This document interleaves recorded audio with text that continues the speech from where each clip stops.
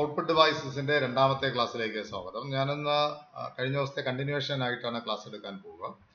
കഴിഞ്ഞ ദിവസം നമ്മൾ പ്രിന്റേഴ്സ് ആണ് ഔട്ട്പുട്ട് ഡിവൈസിൽ നമ്മൾ പറഞ്ഞു നടത്തിയത്. ഈ ദിവസം നമ്മൾ അതിന്റെ തുടർച്ചയായി അടുത്ത് പഠിക്കേണ്ട ചില ഔട്ട്പുട്ട് ഡിവൈസുകളെ കൂടെ ഞാൻ ഇൻട്രൊഡ്യൂസ് ചെയ്യാനായിട്ട് ശ്രമിക്കുന്നു. നമ്മൾ അവ ഏതൊക്കെയാണെന്ന് പരിശോധിക്കാം. സ്വാഭാവികമായിട്ടും അത് കുറേയധികം ഔട്ട്പുട്ട് ഡിവൈസിന് നമ്മൾ പറഞ്ഞു വെക്കുന്നുണ്ടെങ്കിൽ തന്നെയും അവ എല്ലാത്തിൻ്റെ ഡീറ്റെയിൽസ് നമ്മൾ പഠിക്കുന്നില്ല. Types of input output device ആണ് സിലബസിൽ കൊടുത്തിരിക്കുന്നത്. അതുകൊണ്ട് തന്നെ ചില ഔട്ട്പുട്ട് ഡിവൈസുകളെ പരിചയപ്പെടുത്താനായിട്ട് ശ്രമിക്കുന്നേ ഉള്ളൂ. നമുക്ക് വീഡിയോയിലേക്ക് നമ്മുടെ പ്രസന്റേഷനിലേക്ക് ഒന്ന് പോകാം. നമുക്കവിടെ കാണാനായിട്ട് കഴിയുന്നത് അടുത്ത ഡിവൈസ് എന്ന് പറയുന്നത് കമ്പ്യൂട്ടർ ഔട്ട്പുട്ട് മൈക്രോഫിലിം എന്നാണ്. ഇതൊരു വളരെ ഫാസ്റ്റായിട്ട് നമുക്ക് ചെയ്തെടുക്കാൻ പറ്റുന്ന ഒരു സ്റ്റോറേജ് ഡിവൈസ് ആണ്. ആക്ച്വലി വളരെ ലോ കോസ്റ്റ് ആയിട്ടുള്ള ഒരു സ്റ്റോറിങ് പ്രോസസ്സാണ്. നമുക്ക് ഒത്തിരി ബൾക്കായിട്ടുള്ള ഡേറ്റ നമ്മുടെ കമ്പ്യൂട്ടറിന്റെ കാർട്രിഡ്ജിലോ ടേപ്പിലോ പഴയ മാഗ്നറ്റിക് ടേപ്പിലോ ഒക്കെ വളരെ ഹ്യൂജ് ആയിട്ടുള്ള ഡേറ്റ സ്റ്റോർ ചെയ്തിട്ടുണ്ടെങ്കിൽ അത്തരം ഹ്യൂജ് ബൾക്ക് ഡേറ്റയെ നമുക്ക് ചെറിയ ഒരു മൈക്രോ ഫിലിമിലേക്ക് കൺവേർട്ട് ചെയ്ത് സൈസ് വളരെ ചെറുതായ ഒരു സ്ഥലത്തിലേക്ക് മാറ്റി വയ്ക്കാനായിട്ട് സ്റ്റോർ ചെയ്യാനായിട്ട് കഴിയുമെന്നുള്ളതാണ് ഈ മൈക്രോ ഫിലിം എന്ന് പറയുന്ന ഔട്ട്പുട്ട് ഡിവൈസ് കൊണ്ട് ഉദ്ദേശിക്കുന്നത്. ഒരു ബൾക്ക് ഡേറ്റയെ നമുക്ക് ചെറുതാക്കി സ്റ്റോർ ചെയ്യാനായിട്ട് കഴിയുമെന്നുള്ളതാണ്. ഈ ഡിവൈസ് കമ്പാരിറ്റീവ്ലി കാർട്രിഡ്ജിനെക്കാളും നമ്മൾ ഉപയോഗിക്കുന്ന കാസറ്റുകളെക്കാളോ അല്ലെങ്കിൽ ടേപ്പിനേക്കാൾ ഒക്കെ മാഗ്നറ്റിക് ടേപ്പിനേക്കാളോ ഒക്കെ സൈസ് ചെറുതായിരിക്കും എന്നുള്ളതാണ്. ഇതിൻ്റെ ഒരു അഡ്വാൻറ്റേജ് എന്ന് പറയുന്നത് പഴയ മാഗ്നറ്റിക് ടേപ്പും കാർട്രിഡ്ജുമായിട്ട് കമ്പയർ ചെയ്യുമ്പോൾ ഡ്യൂപ്ലിക്കേറ്റ് ചെയ്യാൻ നമുക്കൊരു കോപ്പി എടുക്കാനായിട്ട് വളരെ വേഗതയിൽ നടക്കും എന്നുള്ളതാണ് നമുക്കിതിൻ്റെ ഒരു അഡ്വാൻറ്റേജ് ആയിട്ട് കാണാൻ പറ്റുക. അതായത് വളരെ വേഗം തന്നെ നമുക്കതിൻ്റെ ഒരു കോപ്പി എടുക്കാനും അത് കൂടെ മാത്രമല്ല അതിൻ്റെ ഒരു അഡ്വാൻറ്റേജ് ആയിട്ട് തോന്നുന്നത് കോപ്പി എടുത്തു കഴിയാൻ നമുക്കിൻ്റെ ചിലവെന്ന് പറയുന്നത് കമ്പാരിറ്റീവ്ലി കുറവുമാണ്. സാധാരണ നമുക്ക് ഉണ്ടാകുന്ന ചിലവുമായിട്ട് കമ്പയർ ചെയ്യുമ്പോൾ ചിലവ് കുറവാണ്, വളരെ ഫാസ്റ്റായിട്ട് ചെയ്യാൻ പറ്റും എന്നുള്ളത് കൊണ്ട് തന്നെ നമുക്ക് ആ ഡിവൈസ് കുറച്ചുകൂടെ പ്രചാരം ഉണ്ടാകുന്നുണ്ട്. പക്ഷേ ഇതൊക്കെ നമ്മുടെ നിലവിലുള്ള മെമ്മറി ഡിവൈസ് അല്ല. ഇത് വളരെ പഴയ കാലത്ത് ഉപയോഗിച്ചിരുന്ന മെമ്മറി ഡിവൈസ് ആണെന്നും കാണാനായിട്ട്. നമുക്ക് അടുത്ത് നോക്കുന്നത് മോണിറ്റേഴ്സ് ആണ്. മോണിറ്റേഴ്സ് തന്നെ നമുക്ക് അറിയാം, മോണിറ്റേഴ്സ് സ്വാഭാവികമായിട്ടൊരു സോഫ്റ്റ് കോപ്പി ഡിവൈസ് ആണ് അല്ലെ. ഏറ്റവും കൂടുതലായിട്ട് ആൾക്കാർ ഉപയോഗിക്കുന്നതും ഈ സോഫ്റ്റ് കോപ്പി ഡിവൈസ് തന്നെയാണ്. ടി വിയുടെ അത്ര വലിപ്പമുള്ള കമ്പ്യൂട്ടറുമായിട്ട് അറ്റാച്ച് ചെയ്യുന്ന ഡിവൈസുകളാണ് ഇവ. ഒരു കാലത്ത് പിക്ചർ ട്യൂബൊക്കെ ഉണ്ടായിരുന്ന വലിയ ടി വി, അതായത് ഹൈറ്റും വിഡ്ത്തും മാത്രമല്ല ഡെപ്തോടെ ഉണ്ടായിരുന്ന വളരെ ബൾക്കി ആയിട്ടുണ്ടായിരുന്ന ഒരു ടൈപ്പ് മോണിറ്റർ ആയിരുന്നു കാഥോഡ് റേ CRT മോണിറ്റർ എന്ന് പറയുന്നത്. കാഥോഡ് റേ ഉപയോഗിച്ചിട്ടാണ് അത് വർക്ക് ചെയ്തിരുന്നത്. ആ ടെക്നോളജി ഉപയോഗിക്കുന്നതുകൊണ്ട് തന്നെ അതൊരു വലിപ്പം കൂടുതലായിരുന്നു. കാഥോഡ് റേ യൂസ് ചെയ്തിട്ട് റേസ് യൂസ് ചെയ്തിട്ടാണ് അതിനകത്ത് പ്രൊജക്ഷൻസ് നടത്തിയിരുന്നത്. സ്വാഭാവികമായിട്ടും അതിന് ടെലിവിഷന്റെ അത്ര വലിപ്പവും ഉണ്ടായിരുന്നു എന്ന് കാണാനായിട്ട് കഴിയും. അവയാണ് പിന്നെ നമുക്ക് ചുവരിൽ തന്നെ ഫിക്സ് ചെയ്യാൻ കഴിയുന്ന അല്ലെ വളരെ സ്ലിം ആയിട്ടുള്ള മോണിറ്ററുകൾ ഉണ്ടായി, ടെലിവിഷനുകൾ ഉണ്ടായി. ടെലിവിഷനിൽ ഉപയോഗിച്ചിരുന്ന ടെക്നോളജി CRT ആയിരുന്നു. അത് തന്നെയാണ് നമ്മൾ കമ്പ്യൂട്ടറിൽ ഉപയോഗിച്ചിരുന്നത്. അവിടെ വന്നിട്ട് അത് LCD ടെക്നോളജിയിലേക്ക് മാറുന്നതാണ്. LCD സ്ക്രീൻ എന്ന് പറയുന്നത് പല ലെയറുകൾ ചേർന്നതാണ് ഒരു സ്ക്രീൻ എന്ന് പറയുന്നത്. നമുക്ക് കാണുമ്പോൾ ഒറ്റ ലെയർ ആയിട്ട് തോന്നുന്നുണ്ടെങ്കിലും അതിന് ഉള്ളിലേക്ക് ഡെപ്തിൽ നോക്കിക്കഴിഞ്ഞാൽ യു ക്യാൻ സീ സെവറൽ ആ ടെക്നോളജിക്കകത്ത് several screens, collection of screens അതിനകത്ത് ഉണ്ടായിരുന്നു എന്ന് കാണാനായിട്ട് കഴിയും. ഫ്ലൂറസെന്റ് ലൈറ്റ് സോഴ്സിൽ നിന്ന് ആണ് നമ്മൾ ലൈറ്റാണ് ഉപയോഗിച്ചിരുന്നത്. കാഥോഡ് റേക്ക് പകരമായിട്ട് ഫ്ലൂറസെന്റ് ലൈറ്റാണ് ഉപയോഗിച്ചിരുന്നത്. അതിനെ പറയുന്നത് ബാക്ക് ലൈറ്റ് എന്നാണ് പറഞ്ഞിരുന്നത്. അത് ഏറ്റവും പുറകത്തെ ലെയറിലാണ് ആ ഫ്ലൂറസെന്റ് ലൈറ്റ്സ് പതിച്ചിരുന്നതെന്ന് കാണാനായിട്ട് കഴിയും. റീസെന്റ് ആയിട്ട് പിന്നെ ആ LCD മോണിറ്റേഴ്സ് മാറിയിട്ട് ഇപ്പം തിൻ ഫിലിം ട്രാൻസിസ്റ്റർ എന്ന് പറയുന്ന TFT ടെക്നോളജി വരുന്നുണ്ട്. ഇതൊക്കെ നിങ്ങളുടെ മോണിറ്റർ മൊബൈലിലും ഇത്തരം ടെക്നോളജികൾ അഡോപ്റ്റ് ചെയ്യുന്നതായിട്ട് കാണാനായിട്ട് കഴിയും. തിൻ ഫിലിം ടെക്നോളജി വീണ്ടും സൈസ് വളരെ ചെറുതായി. നേരത്തെ ഉണ്ടായിരുന്ന LCD മോണിറ്ററും നിലവിൽ നമ്മളിപ്പോൾ ഉപയോഗിക്കുന്ന TFT മോണിറ്റർ നോക്കിക്കഴിഞ്ഞാൽ TFTയുടെ സ്ലിം വിഡ്ത്ത് എന്ന് പറയുന്നത് വളരെ കുറവാകുന്നു എന്ന് കാണാനായിട്ട് കഴിയും. അപ്പോൾ അതിന് ഉപയോഗിച്ചിരുന്ന ടെക്നോളജി ആ TFT ടെക്നോളജിക്കകത്താണ് ഒരു ആക്റ്റീവ് മെട്രിക്സ് എന്ന് പറയുന്ന ഒരു ടെക്നിക്ക് ഉപയോഗിച്ചിട്ടുണ്ടായിരുന്നു. ഓരോ പോയിന്റിനെയും ഇതിനകത്ത് ഉപയോഗിക്കുന്ന സ്ക്രീനിലുള്ള എല്ലാ പോയിന്റിനെയും ഒരു മെട്രിക്സിനകത്തുള്ള ഒരു എലമെന്റ് ആയിട്ട് കൺസിഡർ ചെയ്തിട്ട് അങ്ങനെ ഒരു ആക്റ്റീവ് മെട്രിക്സ് ആയിട്ട് റോ ആൻഡ് കോളമായിട്ട് നിങ്ങളുടെ സ്ക്രീനെ സ്പ്ലിറ്റ് ചെയ്തതിനു ശേഷം അതിനെ ഓരോ സെല്ലിനെയും നമുക്ക് ആക്ടിവേറ്റ് ചെയ്യാനായിട്ട് കഴിയും. ഈ TFT ടെക്നോളജി.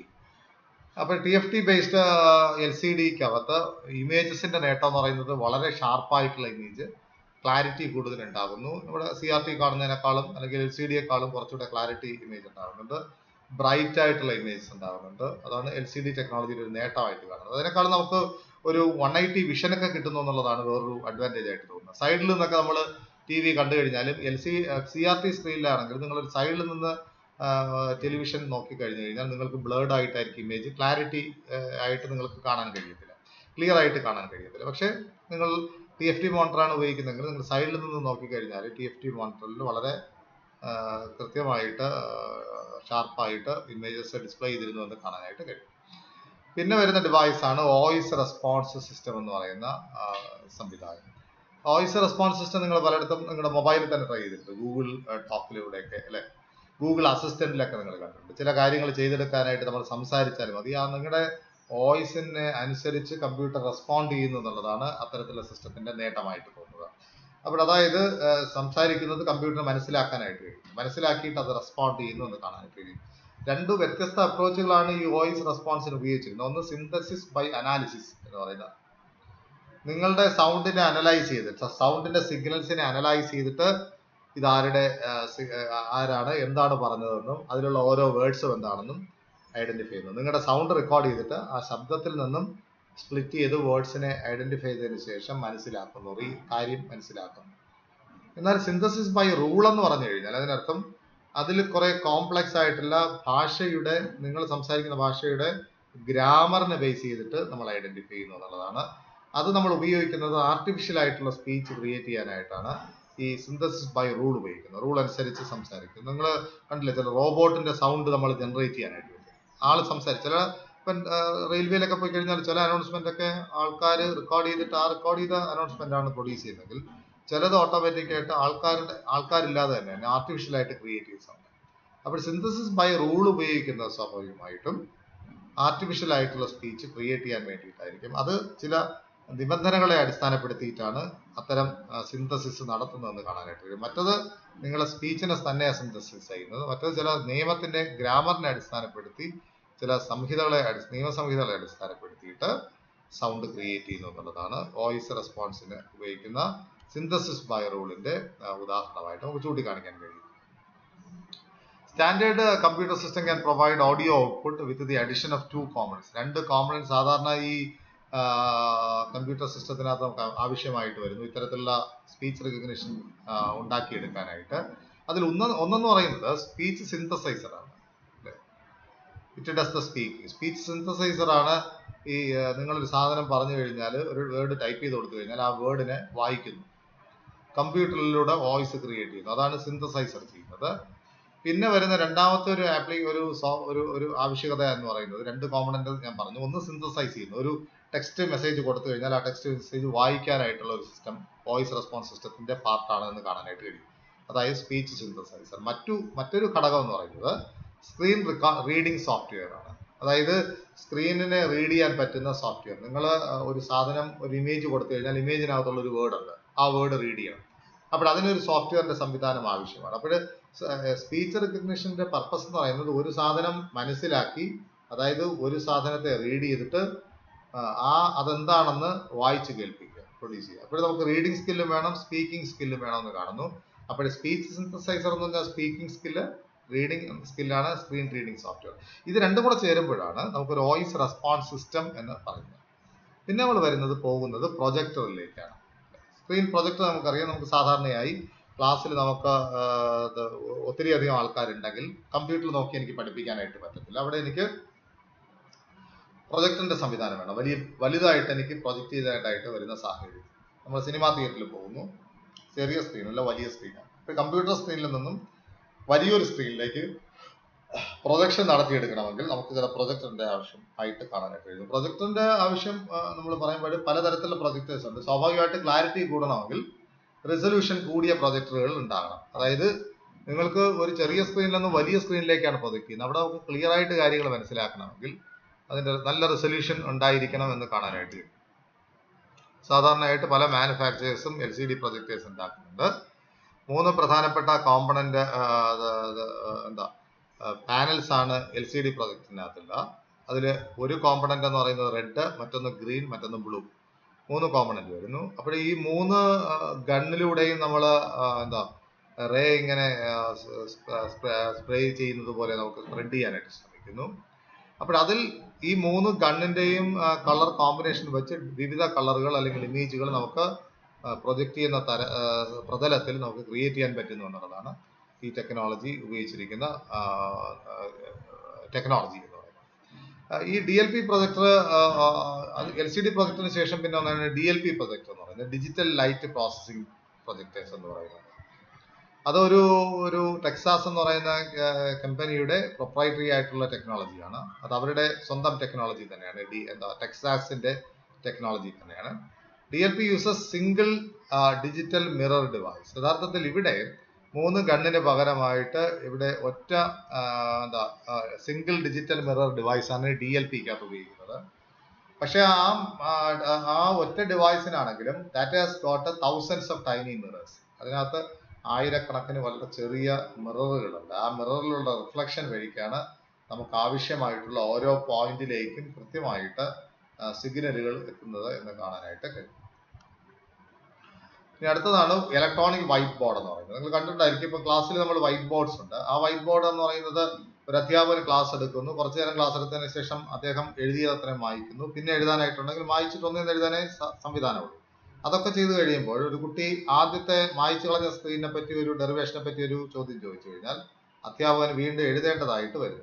അതിന് ഒഴിവാക്കാനായിട്ട് ഉപയോഗിക്കുന്നതാണ് നമ്മൾ ഇന്ററാക്റ്റീവ് ബോർഡ്സ് എന്ന് പറയുന്ന ഇലക്ട്രോണിക് വൈറ്റ് ബോർഡ്സ്. കമ്പ്യൂട്ടറുമായിട്ട് കണക്ട് ചെയ്തിട്ടുള്ള വൈറ്റ് ബോർഡുകളാണ് ഇത്തരത്തിലുള്ള ബോർഡുകൾ. അതിന് നേട്ടം എന്ന് പറയുന്നത് അധ്യാപകൻ ആ ബോർഡിനകത്ത് നിർദ്ദേശിച്ചിരിക്കുന്ന പേന കൊണ്ടോ അല്ലെങ്കിൽ ഇൻഫ്രാറെഡിന്റെ എക്യുപ്മെന്റ് ഉപയോഗിച്ചോ അതല്ലെങ്കിൽ സ്വന്തം വിരൽ ഉപയോഗിച്ചോ എഴുതി കഴിഞ്ഞാൽ നമ്മുടെ സ്ക്രീനിൽ ഇപ്പം ടച്ച് ആയിട്ടുള്ള സ്ക്രീനിൽ നമ്മൾ വരയ്ക്കുന്നത് പോലെ നമ്മൾ പ്രൊജക്ട് ചെയ്യുന്ന ആ സ്ക്രീനിൽ വൈറ്റ് ബോർഡിൽ തന്നെ അധ്യാപകന് പടമൊക്കെ കൈകൊണ്ടോ അല്ലെങ്കിൽ പെന്നുകൊണ്ടോ ഇലക്ട്രോണിക് പെന്നുകൊണ്ടോ വരയ്ക്കാനായിട്ട് കഴിയും.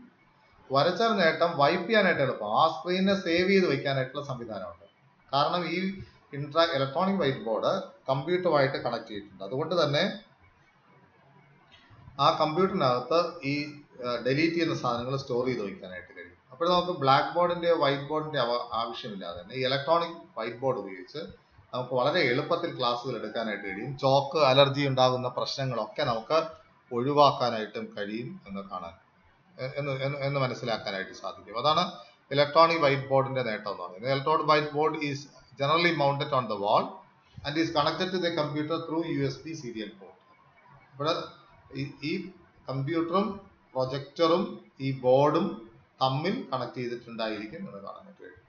അപ്പോൾ അത് എളുപ്പം എന്ന് പറയുന്നത് ഇതിനേക്കാളും നേട്ടം എന്ന് പറഞ്ഞാൽ എനിക്കൊരു ചിത്രശലഭം പറക്കുന്നത് അനിമേറ്റ് ചെയ്ത് കാണിക്കണം. ഒരു ചിത്രശലഭന്റെ പടം വരച്ചിട്ട് എനിക്ക് അനിമേറ്റ് ചെയ്യാനായിട്ടുള്ള സംവിധാനങ്ങൾ ഉൾപ്പെടെ ഈ സോഫ്റ്റ്വെയറിനകത്തുണ്ടെന്നുള്ളത്. ഇത് സോഫ്റ്റ്വെയറിന്റെ സഹായവും ഈ വൈറ്റ് ബോർഡിന് ആവശ്യമുണ്ടെന്ന് കാണാനായിട്ട് കഴിയും, ഇലക്ട്രോണിക് ബോർഡ്. അപ്പോഴാണെങ്കിൽ ഒരു ക്ലാസ്സിൽ ഒരു അനിമേഷനെ കാണിക്കണമെങ്കിൽ ഈ വൈറ്റ് ബോർഡിനകത്ത് വരച്ചതിന് ശേഷം അതിന് അനിമേറ്റ് ചെയ്ത് കഴിഞ്ഞാൽ വളരെ ഇന്ററാക്റ്റീവ് ആയിട്ട് നമുക്ക് ക്ലാസ് എടുക്കാനൊക്കെ കഴിയും എന്നുള്ളതാണ് ഇതിന്റെ അഡ്വാൻറ്റേജ് ആയിട്ട് സൂചിപ്പിക്കാനായിട്ട്. പിന്നെ നിങ്ങൾക്ക് സാധാരണ അറിയാവുന്നത് തന്നെയാണ് ഹെഡ്ഫോണും ഹെഡ്സെറ്റും. അതൊരു ഓഡിയോ ഔട്ട്പുട്ട് ഡിവൈസ് ആണ്. നമുക്ക് പാട്ടൊക്കെ കേൾക്കണമെങ്കിൽ നമുക്ക് ഹെഡ്ഫോൺ ഉപയോഗിക്കാനായിട്ട് കഴിയും. ഹെഡ്സെറ്റും അതുപോലെ നമുക്ക് ഉപയോഗിക്കാനായിട്ട് കഴിയും. അതിനകത്ത് തന്നെ മൈക്രോഫോൺ ഇൻബിൽറ്റ് ആണ്. ആക്ച്വലി മൈക്രോഫോൺ എന്ന് പറയുന്നത് ഒരു ഇൻപുട്ട് ഡിവൈസ് ആണ്. ഇത് ഇൻപുട്ട് ഔട്ട്പുട്ട് ഡിവൈസും കൂടെ ചേർന്നതാണ് ആക്ച്വലി ഈ ഹെഡ്സെറ്റ് എന്ന് പറയുന്ന സംവിധാനം. അതിനകത്തോടെ നമുക്ക് കമ്പ്യൂട്ടറുമായിട്ട് കമ്മ്യൂണിക്കേഷൻ സാധ്യമാകുന്നത് കാണുന്നു. അവസാനമായിട്ട് നമ്മൾ ഇനി പഠിക്കുന്നത് ഔട്ട്പുട്ട് ഡിവൈസിൽ വരുന്നത് കമ്പ്യൂട്ടർ ടെർമിനലുകളാണ്. കമ്പ്യൂട്ടർ ടെർമിനലുകൾ എന്ന് പറയുന്നത് ഇൻപുട്ട് ഔട്ട്പുട്ട് ഡിവൈസ് കണക്ട് ചെയ്തിരിക്കുന്ന ഡിവൈസസ് ആണ് ടെർമിനൽ എന്ന് പറയുന്നത്. A terminal is an IO device that uses keyboard for input and monitor for output. Due to this reason, terminal അറിയപ്പെടുന്നത് വീഡിയോ ഡിസ്പ്ലേ ടെർമിനൽ VDT എന്നും അറിയപ്പെടുന്നു. പരീക്ഷയ്ക്ക് വാട്ട് ഈസ് VDT എന്ന് ചോദിക്കാം. VDT എന്ന് പറഞ്ഞാൽ കമ്പ്യൂട്ടർ ടെർമിനൽ തന്നെയാണ്. ഇൻപുട്ടും ഔട്ട്പുട്ടും കണക്ട് ചെയ്തിരിക്കുന്ന കമ്പ്യൂട്ടർ ടെർമിനലാണ് VDT. 2 തരത്തിൽ നമുക്ക് ടെർമിനലുകളെ ക്ലാസിഫൈ ചെയ്യാം.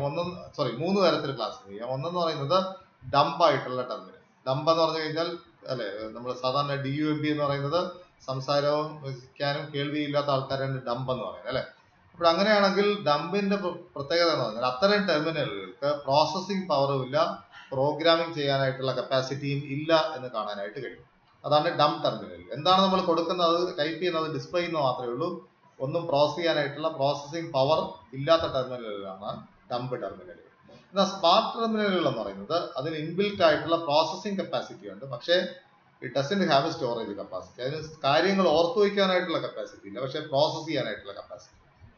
ഇത് രണ്ടിനും കൂടെ കമ്പൈൻ ചെയ്തിട്ടാണ് ഇന്റലിജന്റ് എന്ന് പറയുന്ന ടെർമിനൽസ്. ഇന്റലിജന്റ് ടെർമിനൽ എന്ന് പറയുന്നത് മെമ്മറി ഉണ്ട്, അവയ്ക്ക് ഇൻബിൽറ്റ് ആയിട്ടുള്ള മൈക്രോ പ്രോസസർ ഉണ്ട്. അതുകൊണ്ട് തന്നെ യൂസറിന് പ്രോഗ്രാം ചെയ്യാനായിട്ടും കഴിയും എന്നുള്ളതാണ് ഇത്തരം ടെർമിനലുകളുടെ അഡ്വാൻറ്റേജ് ആയിട്ട് നമുക്ക് സൂചിപ്പിക്കാനായിട്ട് കഴിയുന്നത്. അപ്പോൾ അതാണ് കമ്പ്യൂട്ടർ ടെർമിനലുകളെ പറ്റി എനിക്ക് പറയാനായിട്ടുള്ളത്. ഡം ടെർമിനലും സ്മാർട്ട് ടെർമിനലുകളും ഇന്റലിജന്റ് ടെർമിനലുകളും. ഇതോടുകൂടി എനിക്ക് തോന്നുന്നത് ഈ ഒരു ഒന്നാമത്തെ യൂണിറ്റ് നമുക്ക് പൂർത്തീകരിക്കാനായിട്ട് കഴിഞ്ഞു. ഈ യൂണിറ്റിനകത്ത് പറഞ്ഞ കാര്യങ്ങൾ നിങ്ങൾ ഓർക്കുന്നുണ്ട് എന്ന് കരുതുന്നു.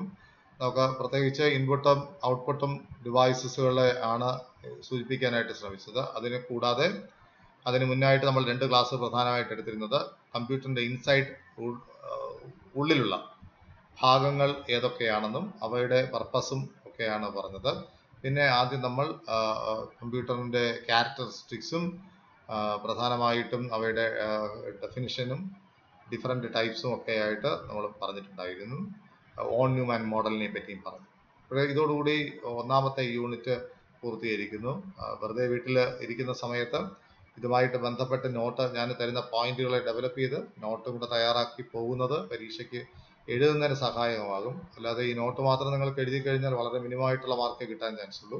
അതുകൊണ്ട് കുറച്ചുകൂടെ തയ്യാറെടുത്ത് പഠിക്കാനായിട്ട് കൂടെ ശ്രദ്ധിക്കണം എന്ന് മാത്രം പറഞ്ഞുകൊണ്ട് എൻ്റെ ക്ലാസ് നടത്തുന്നു.